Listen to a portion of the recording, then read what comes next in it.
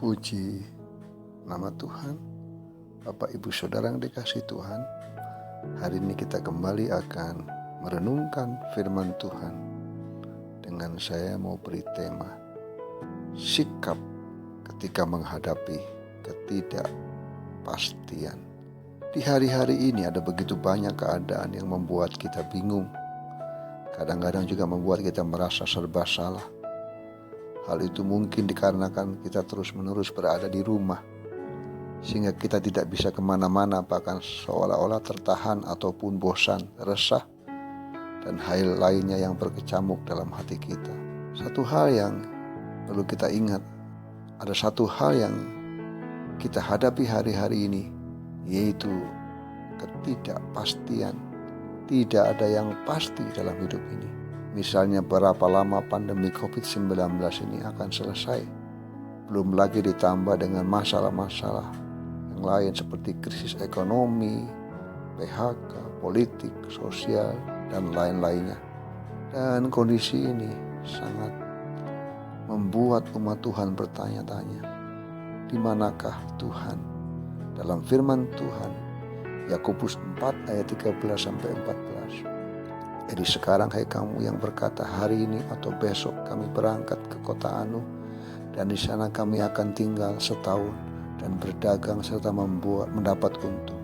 Sedang kamu tidak tahu apa yang terjadi besok. Apakah arti hidupmu? Hidupmu itu sama seperti uap yang sebentar saja kelihatan lalu lenyap.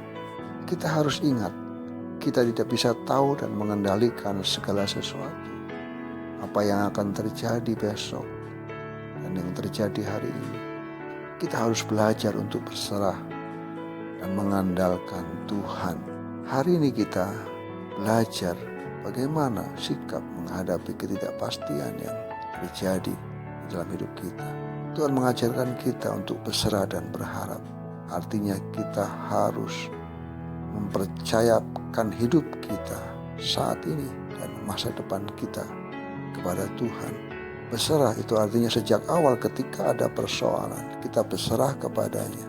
Berharap bahwa hari esok akan lebih baik dan akan ada jalan keluar. Dan pengharapan kita harus berdasarkan kepada Tuhan Yesus Kristus. Karena pengharapan kita dalam Yesus adalah pengharapan yang tidak pernah mengecewakan. Yang harus kita lakukan hari-hari ini adalah tetaplah berpikir positif dan berdoa.